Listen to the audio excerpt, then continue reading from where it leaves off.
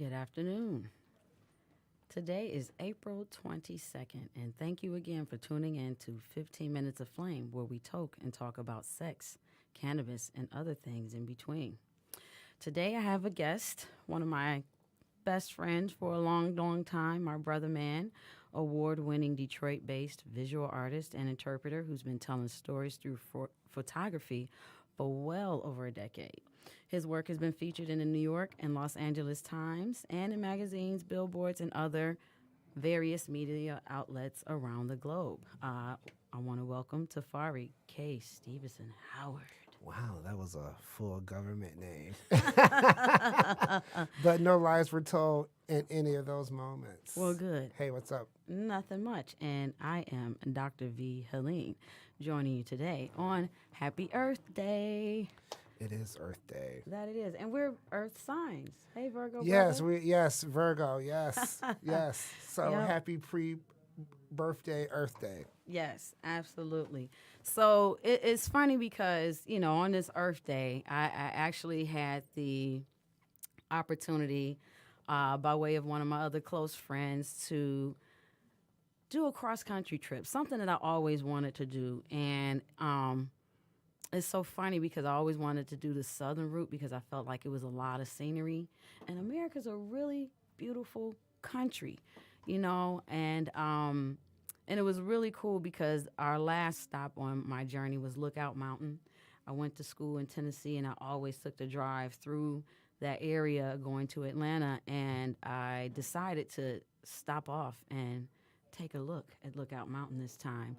And it was gorgeous, and they had their little Happy Earth Day thing, and I had even forgot that Earth Day was today until I saw that sign. So, on Earth Day, hopefully other people are out there paying respects to the earth. We have to preserve and take care of Mother Earth because she takes care of us. What did excuse me? What did you do to celebrate or acknowledge Earth Day today? And the day's not over. Today is not over, so I still have time to do that because I just got off of my road trip journey at 4:30 in the morning. But you were in a Prius. I was. So that's there you go. You got some carbon credits. You know what? Thank you. That's what I did for Earth Day. Yes. I took a road trip in an eco-friendly Toyota Prius. Yes. Okay, Right. so That's I did not a contribute. plug. Run some money. Not Toyota. absolutely not a plug. Yes, but that was the car I was rolling in. So what did you do for 420 Day, or are you into 420? Oh no, of course you are. You have a You garden said and all that. 420, or are we talking about Earth? Oh, whoops. Which one? 420 is part of the Earth too. We'll get to that in a I'm minute. like, wait a minute. Did we I'm just skipping. Did we just switch? I'm like, whoa, what happened? Let's stick to Earth Day. Right. Yeah. For Earth Day, today I recycled. Nice. But I do that every Monday. It's trash day. But I'm a huge, huge recycler. Earth Day for me is actually every day. I'm a huge recycler. I can say for every bag of trash that I get, like a 30-gallon bag or whatever the ones like for a standard trash can, for every bag that I fill, I probably have like 3 bags of recyclable materials that I that I recycle. I return bottles to the store. Nice. I actually collect trash around my neighborhood when I see it.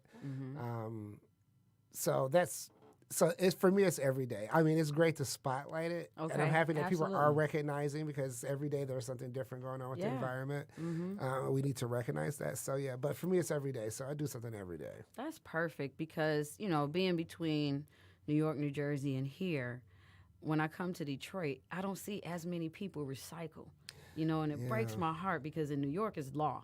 I mean, I remember a few years ago when I lived in Brooklyn, I actually saw I don't know who it was, which police department or what department of the city it was, but they were actually looking through her garbage for plastic.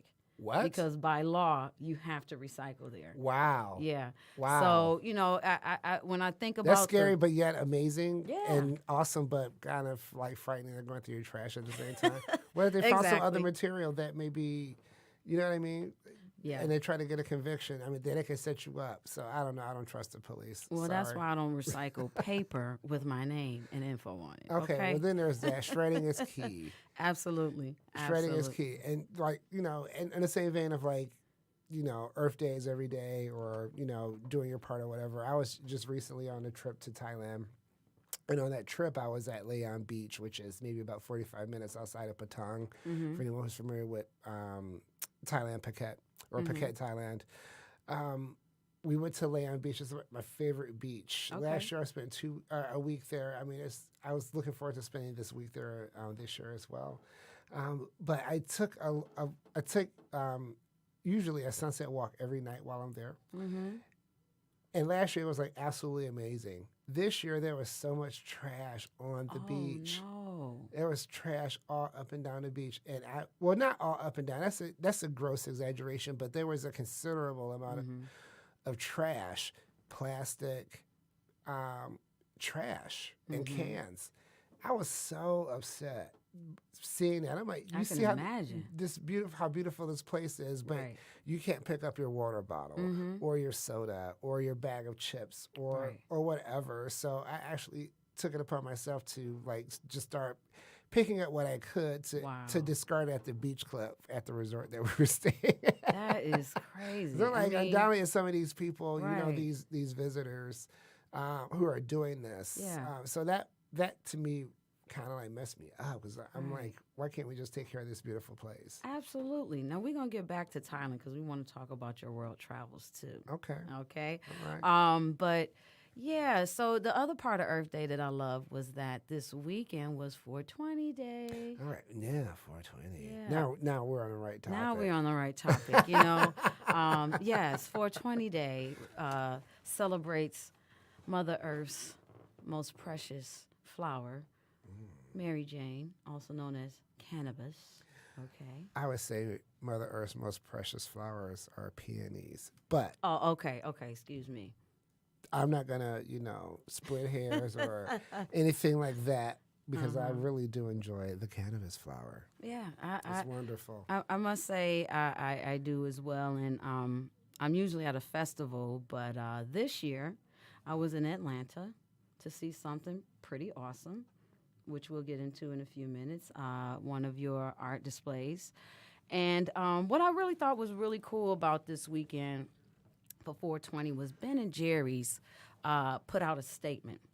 And, it was a tweet they put out, and it said, "It's hard to celebrate 420 when so many people of color are still being arrested for pot. We have to do better." And then they had the cute little video, and they were talking about it, but it made me go to their webpage and actually read the article because, in social media, sometimes people just look at the headlines. I got the point, but no, I really wanted to see what they had to say because I'm like, okay, Ben & Jerry are advocates. So one of the things that I really, really like that they flat out said, part of the article title was "Let's Be Blunt," which I love, pun intended, right? But we have a good play on words. Exactly. But they said, if you're a white person, sorry to bring you down, but that's the harsh reality. If you love pot and you're white, everything is totally awesome these days. In 2017, 81% of cannabis executives were white. Meanwhile, even in states where pot is legal, and even though black people and white people use pot at similar rates, black people are still arrested way more often than whites. We love 420 and we love legalization, but that's not okay.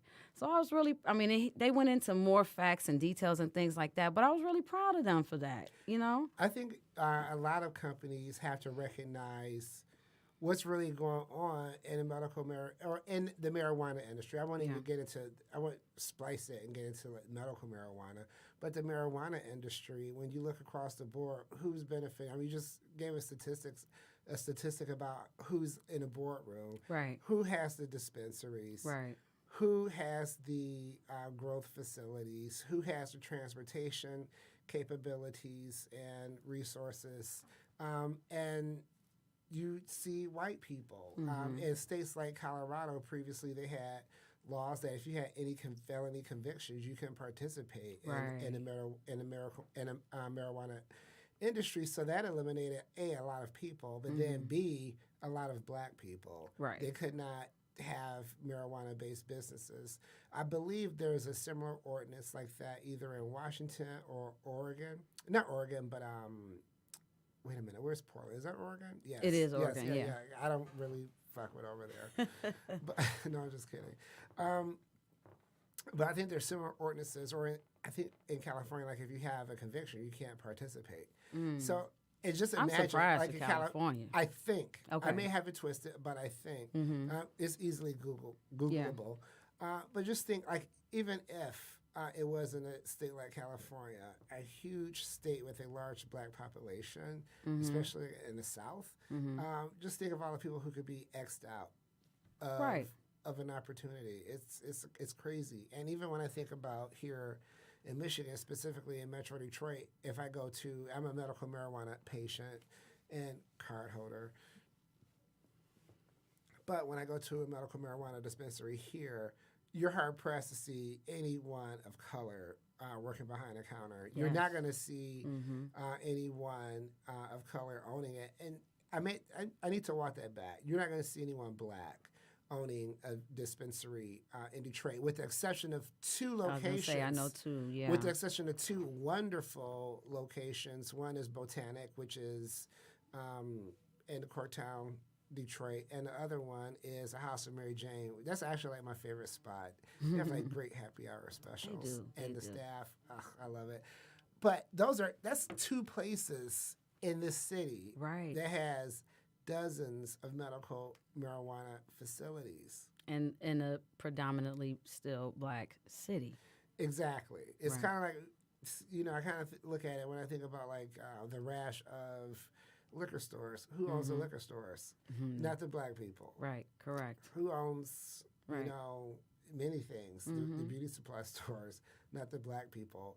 We have a ton of like social needs, retail needs, and we're not meeting our own needs in our own community. I know. And we continue to be consumers. Yeah. But, I think the legalities and everything you mentioned in the beginning, is what really has prevented people of color to get into this game more than anything. Because I'm sure people would pull their resources together if they could, because, a lot of us are consumers, The rates are the same, as they said. But if you have one person in the crew with a conviction or doesn't have good credit, or if you don't have like $500,000 of equity or credit line and things like that, then, I mean, I could be wrong. But 2 things. I think one of the barriers in Michigan, I don't know about any other places, but I think one of the barriers in Michigan is that this is a cash business. Yeah. So you got to come to the table with some serious cash. Yeah. A, you have to have a place to set up. B, you have to have employees. 9 times out of 10, you have to do a total build out of whatever location you're going into. Yeah. Then there are licensing fees through the state of Michigan. If you intend, that's if you can get licensed. There's currently a backlog in licensing. And then you have to get product. Right. And most importantly, all type of security. That's most important. Yeah. So just with all that cash. Just those things. I'm like, you gotta come to the table with money. Yeah. Big money. Right. So I think that one of the large barriers for African Americans, black people, in Michigan is, can I come up with $250,000 to secure these things and to make sure that I have top quality product. I just made that number up, but it sounds good to me. I mean, if you're going to purchase a building, which is very easy to do in Detroit and many locations, or if you're going to lease a building, but that build out, and then the other things that come with it, you got to come stay with a lot of money, and banks are not going to be giving out money for that type of business because it's still federally restricted as a controlled substance. And it also depends on location because, Detroit has a lot of space with a lot of empty lots, but that does not mean that it will be a safe space to create, those types of businesses. But it was interesting when I went to the session a couple of weeks ago, they were saying that all of the dispensaries. What session? Tell me. Well, in my last podcast, I mentioned this woman named Margot Bruner from, I want to say it's Micah, the Michigan, oh gosh, I forget the name of it. But anyway, she did a session about 2 or 3 weeks ago, and she's from the Michigan Cannabis Industry Association. But anyway, She was just, educating people at the Jewish Community Center about cannabis opportunities, what the cannabis business is doing and how it's going to grow and the, future of it in Michigan. And it was just interesting when she showed on a grid, between Wayne County, Macomb County, I want to say maybe Oakland County. That's your biggest concentration of medical marijuana card holders. And so obviously the dispensaries. But most of the growers are on the outer counties. Mm-hmm. And who are the residents on those outer counties? Exactly. Not many people of color. So, I mean, that goes to show right there a disparity even in the distribution and the cultivation of it. But a lot of that, like in Detroit, we know there's tons of vacant lands. Yeah. Lands that are being converted to community farms. Right. Hance Farm, the financier, the Hance Group. I saw his documentary. Yeah, they have snatched up a ton of property on the east side of Detroit for not very much. Right, and planted trees. Mm-hmm. But that was a very long legal battle. There was a lot of issues with that. There are still people who are upset and hurt by that whole transaction and what's perceived as a land giveaway.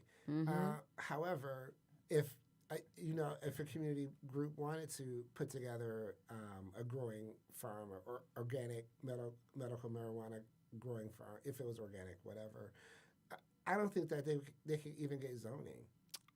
I don't think that the Detroit City Council is going to be like, you know what? Okay, this is a safe area in Detroit to do this. I don't think it's going to happen. And then you also have to think about, now, if people know that you're growing, you're a target. I know. You're exactly. a target. That's because sad but true. When marijuana is flowering, it's obvious, and a snatch and grab is possible. Right. So I think safety also may play a part in it. But then also in Detroit with the ordinances on where dispensaries can and can't be, like where could a grow facility even be? Right.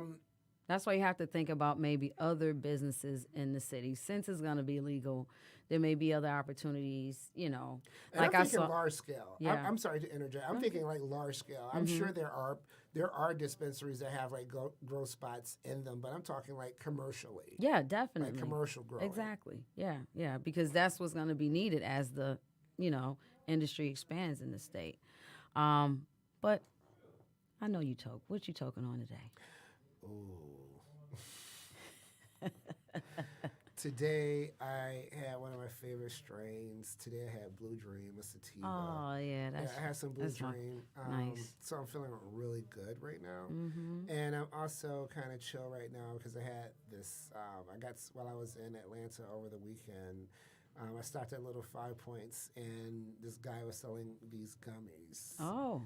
It was kind of crazy. There were people around this table just kind of hanging out, and I went to see what was up. He said, man, I got these gummies. I got these strong gummies. And I was like, well, I like gummies. I like strong gummies. What's up with the gummies? Give me 2 gummies. So okay. That's going on right now also. Oh, nice. I actually had a little bit of my 420 leftover, so it's called Indonesia. Is that what that was? That's what that was. Oh, wow. I don't have the facts on it, but it was very smooth, clean. Was wonderful. It was definitely wonderful. It made Saturday night. Look, let me tell y'all, this is real quick, not to throw anything off, but Saturday we were in Atlanta, and it was cold. It was cold as hell. It was for Atlanta. Cold as hell. Yeah. For Atlanta, but it was cold, and I wasn't prepared for it. I took clothes for like summer clothes, basically. But it was so cold. I said, this is just a really good day to have a nice smoke and some soup and TV. And low-key, that's actually like what happened. It just came together. One of our good friends, one of our American physicians, Dr. V. Helene. I know you're about to give my government name away. I'm about to give out the government name. Oh, damn. But one of our mutual friends put together this wonderful soup, this garlic bread, and then the Indonesia showed up. Oh, man. Shit changed. Then they put on that Beyonce special, and right. then we watched the National Geographic special. It was like the total progression of everything awesome. Yeah, with Indonesia. Absolutely, that's the kind of trip you want to have when you're on, like Indonesia. You're thinking of Indonesia, maybe not, but at least Bali. we were looking at the globe while we were enjoying the Indonesia. We really were looking at the globe. That's such an interesting kind of like parallel to make. Circle back around to Earth Day, huh? More activities. Or it sounds like we're high. It sounds like we're on 420. I don't know. I don't know. Maybe that's the 420 leftover. But, let's get into Atlanta because we were down there. Well, you were down there. You were a featured artist at the Global Arts pop-up at the Arresting Artifacts Gallery, right? And these were images you captured during your travels to Brazil recently for a yoga retreat. And so it's interesting that you mentioned a minute ago how, you were thinking in your head about the soup and, the weather, and then it manifested. And I was thinking when I was there and I saw this series, the first thing I thought about was, I remember after you did the Couch series last year, and you were doing a few interviews, people were asking you, where are you going to go from here? So what's next? You said, I don't know, maybe I'll do a new series. And then you hadn't even planned it, but it just so happened that come full circle, the universe kind of paved that way, and it just happened anyway, right? Can I be honest? Please do. You're right. Last year, 2018, everyone was, after I had the show, The Couch of Beautiful Exploration of Beautiful Black Women. Mm-hmm. After I had that, and during the development of it, what's next? Mm-hmm. And you're right. I misplaced that memory. Mm-hmm. So hearing about that now, I'm like, damn, it's literally a little bit over a year later. Mm-hmm. And that's actually what happened. Wow. There's a little forethought that went into that, but who knew? After I did the Couch series last year, after it debuted, I was going to do like a boudoir series, mm-hmm. Which was going to be a nude series that celebrated Black women again. But that didn't happen. Well, something apparently more fascinating happened. I mean, I'm not saying that wouldn't have been fascinating, but you went to Brazil and initially was just thinking about going for a yoga retreat. Yeah. Now, the second piece to that I didn't know until later was that it was actually a nude yoga retreat. So we're going to talk about Black bodies and Black spaces today, okay? So, let's talk about your motivation for that and what that experience was like once you got there. All right, so considering that I put this idea of a nude series in the ether, to the universe last year, you're right. I did go to a yoga retreat in Salvador, Bahia, Brazil, back in February of this year, 2019. I went solely for the purpose of yoga. Mm-hmm. I practice yoga almost daily. Today I skipped. I was tired from Atlanta. But I'm an avid practitioner of yoga. So I really wanted to go on this yoga retreat, to test myself, to see, is my practice really up to par? Am I fulfilling anything? I don't know. It was really like a test, mm-hmm. a test of my body, a test of my imagination, also a test of my comfort. Yes, it was a new yoga retreat. We're staying in the middle of the rainforest, right. 2 hours outside of Salvador. So it was really like a test to myself. And I took my camera. I mean, I'm a photographer, so right. Photographs are my life. They help me support my life. But this series kind of just happened. It just happened. Mm-hmm. And none of the... like the couch. Just like the couch. It just happened. Okay. It legit just happened. It was... All the photos were taken with my iPhone, believe it or not. Or one of the persons on the yoga retreat. Sometimes I use the iPhone 10. Sometimes I use the iPhone 8. Okay. But one of the first photographs was of the yoga hosts, Kameen Daniel, a.k.a. the Comedic Yogi. Mm-hmm. he had this wonderful headdress made out of straw by the Karari Shoko Indians of Brazil. He put the headdress on. I was like, wow, this looks amazing. Like, it looks like a thing. So I'm like, come outside, let's go take a photo. And I took that photo and I showed it to him. He was like, wow. And I was just like, wow.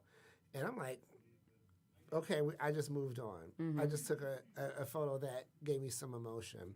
The next day, we went to the beach. And about sunset, it was a nude beach, of course. And one of the women who was on the retreat, her name is Lauren. Lauren is an amazing person. She is. I was so happy I was able to meet her. Yeah, she's amazing. Gallery. And her melanin is just like popping and all of that. She was like glistening as the sun started to set. Mm-hmm. And I said, let's take some pictures. So she started to do some yoga poses, and I just started to capture her, and it just started to turn into this magic. I mean, she did this one yoga pose. It's a one-legged yoga pose. We call it the cosmic dancer. Mm-hmm. You're holding one leg with one arm while the other one is held out in front of you, and you're dipping towards the bottom, creating a balance. Wow. And when she did that, it's reminiscent of the popular Grace Jones cover album where she's standing one leg. Okay. So that's a yoga pose. So she was doing that and facing the ocean with her dark skin, the cooling tones of the blue sea or the blue ocean. It was just like magic. And that kind of just set things off. Okay. For the next 6 days. And that was the first night? That was the second night. The second night. It was actually the second night. Okay.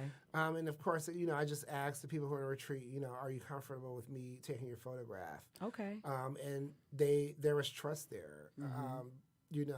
Because my thing is, let me showcase your beauty. And that's what my goal was, and I feel like I accomplished that. And based on the feedback from the people who are photographed, I feel even more so. So getting to Atlanta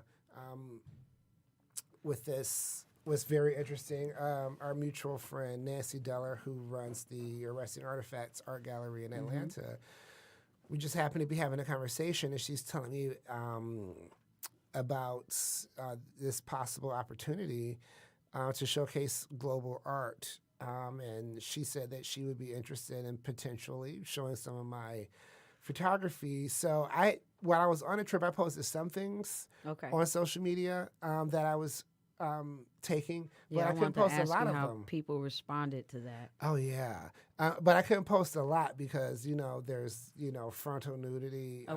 So couldn't post those things. So I sent Nancy a couple of the unpublished things, and she was wowed by those, and she says, "Oh no, we have to do this." Nice. And I'm like, yes, we have to do this. And several weeks later, it happened. Okay.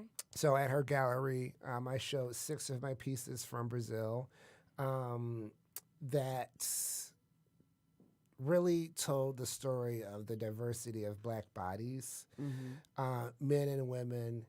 Now, you say you took, I'm 30s, sorry to cut 40s. You off. Sure. You said you took many pictures. Yes. But you just chose the 6. Yes. And Lauren's was one of them, which I was wowed by. I mean, the colors were so popping, but it's called Abundance. Abundance. Yes. Oh, yeah, you gave names to all of them. Yes. I was wondering, how did you choose those 6? Because there were so many nice ones that I did see you post on social media, and what was resonating with you for you to choose those? I'll talk about the Lauren photo. I'll actually describe it. I'll set it up. Do we have time for a quick setup? We got time for a setup. All right, here's a setup, bitch. All right.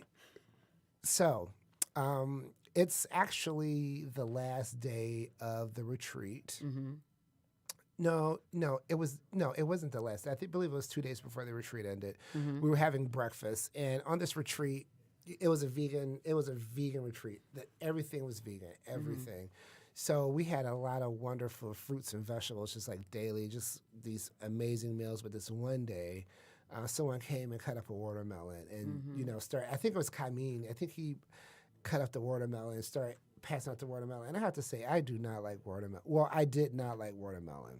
Okay. Previously, Brazil changed my mind. I probably had like 4 or 5 watermelons by myself. Like wow. the watermelon, I was like, damn, if this is watermelon, I need it in my life. But so we cut up this watermelon, and Lauren has this really dark chocolate skin.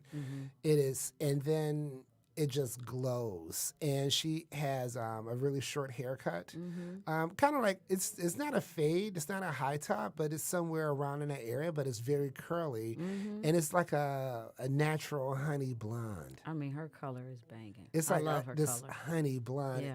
Against that dark skin, her brown eyes, and she had these long red fingernails. Like they were long for no reason, but the reason was fucking for them to be for no reason, so that they could be bad. And just that position of colors with the watermelon, because her nails were the same color as the watermelon, Right. and she had this green sarong around her neck, covering her body. It was green and gold. And all of that color just looked rich. It did. And to me, the colors just itself symbolize black nationalism, black freedom, the diaspora, red, gold, green, black. Oh, nice. The richness.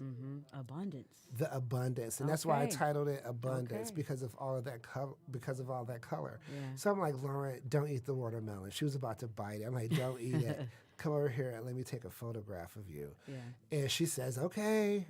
So we went over there and I took a couple of pictures.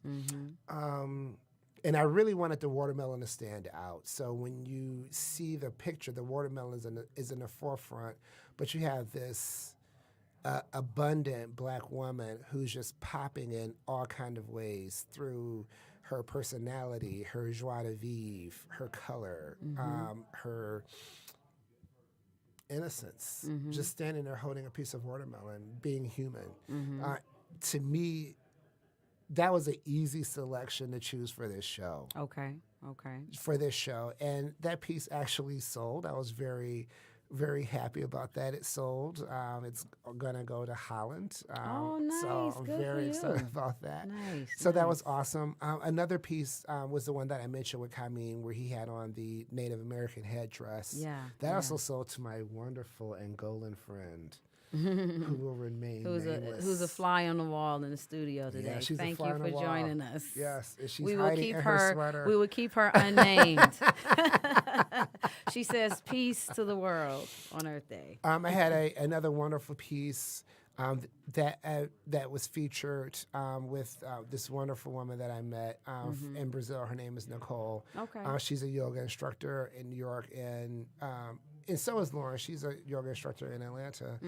But Nicole, I'm like, Nicole, let's do some pictures. And this is again, this probably the third night, and again at sunset. And the sunsets at this beach in Brazil. It was in a place, Marcerendubio. Okay. The sunsets were just absolutely amazing. And this beach was pristine. It was absolutely pristine. But when that sun started to set, magic started to happen. The water started to come alive. And we did this one pose. It was a yoga pose. They were all yoga poses. She was setting up for what's called the wild thing. Oh. But instead of doing the total wild thing, Pun intended, but not intended, right? she suspended herself in midair with one leg in the air and one arm in the air, as if she was gently arising from the sand, entering the sea. That's amazing. And just the way that she was able to position her body with those amazing angles. When I saw that one, I saw freedom. I saw a new reality. Yeah. And I titled it Birth. Wow. Yes. Okay. So they all were very purposefully thought out. They were purposefully thought out. They all invoked different visions and emotions from me. There was another that was on display called Daughters. It featured my new friend Tanya from Chicago, and again Lauren. We were standing on top of a sand dune, and this was not an ordinary sand dune. We walked about 2 miles to get to the sand dune. Wow. And it was about 4 stories tall. And this is not an exaggeration. We climbed up this steep sand dune, and every time you took a step, like your foot went like at least past the ankle in the sand. So it was quite a challenge to get up there. But when we did, we had this sweeping view, this vista of just Brazil. All you saw was just the top of palm trees. Wow. And you turn around and look the other direction, and all you saw was the ocean. And then the sun was setting, and we just started to take pictures and have a good time. And while we're taking the pictures, we're still caught up in the moment of the sunset and the accomplishment of climbing up that sand dune, walking 2 miles, and we did all this nude. Wow! Now eating berries from cactus plants that were off the beach. Feeling is all natural is one. It was quite all natural, and one of the pictures that I took up there that was on display at the show was called Daughters. And that was with, again, Lauren and Tanya. And they were just moving, and I just captured them moving. And when I thought about Daughters, I thought about women who give, women who supply, more, again, abundant women who furnish life. Tanya, she had on this blue skirt, and when I saw her, it just reminded me of Yemaya. And where the daughter comes in more specifically is with Lauren's skin, and again, she had that gold and green sarong, and she had it wrapped around her head like a priestess, like a goddess. And it was like the manifestation of Yemaya and Oshun. And that's why it got spiritual. Yeah, it did. And watching the move and Tanya's skirt move and her hair move and watching their bodies move was really magical. Wow. And especially coming off the Atlantic Ocean, thinking about who came across that Atlantic Ocean 300, 400 years ago, the Portuguese carrying black bodies to be enslaved in a foreign land. Right. And here we are standing on top of this mountain where no doubt a ship has sailed past. And we're celebrating life in a different kind of way. Speaking of celebrations, because we only got a few minutes left. So you were also there during Carnival. And so you transitioned from the peaceful, all-natural space, for Black bodies to the turn up of the century for Black bodies. It was it was definitely the turn up of the century. How was that? This was your first time going to Carnival, right? Yeah, in Bahia. And I have to say, period. But I have to say that there's a very distinct difference when people think Carnival when it comes to Brazil. Okay. In Rio, there is Carnival. This all happens at the same time. In Rio, it's one huge parade going down the street, and you have to be part of a samba school to participate. If you're there, you're watching from the stands. You're not part of Carnival. You're just at Carnival. Okay. In Salvador Bahia, it is considered the Carnival for the people.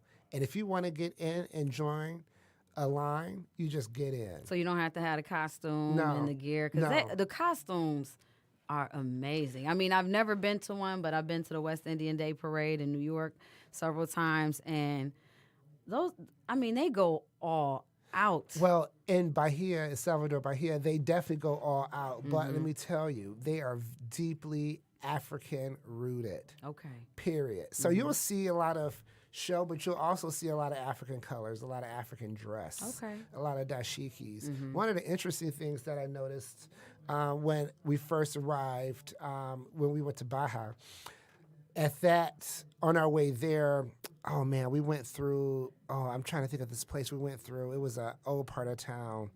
I can't recall the name of it at this moment. Pelourinho, yes. How did you know?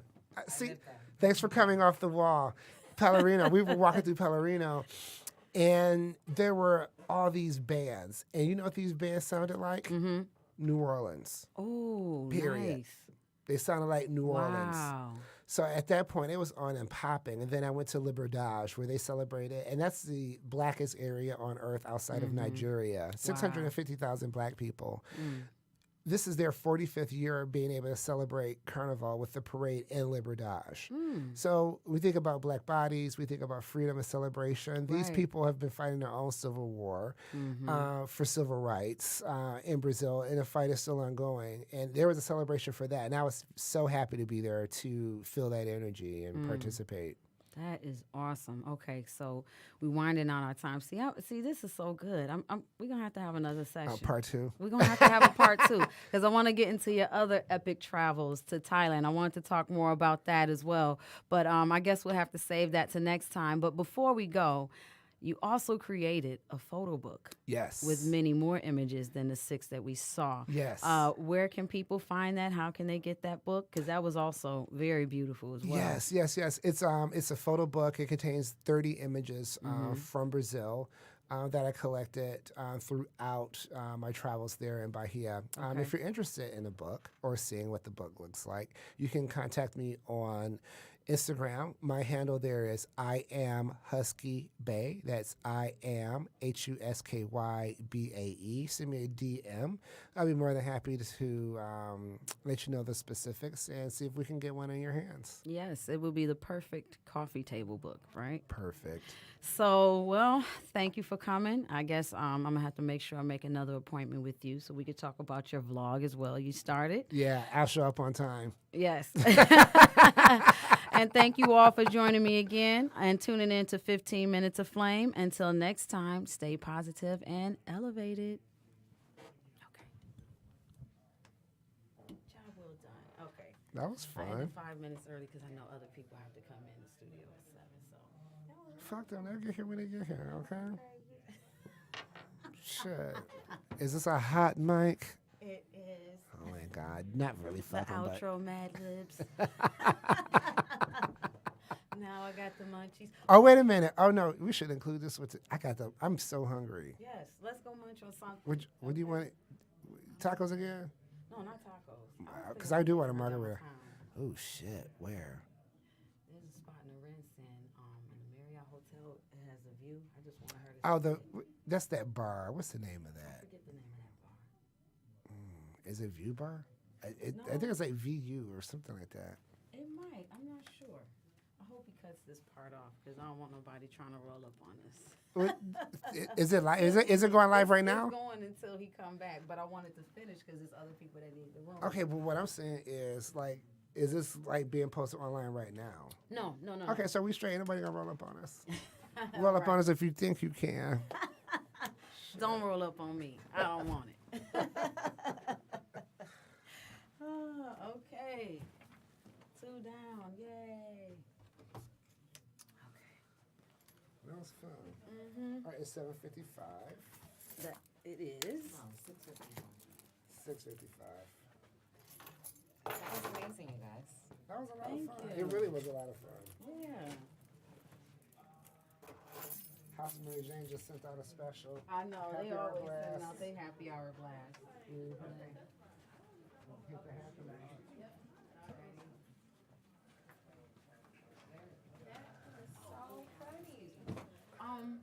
So if I want a title like the show, or should I just email that to you?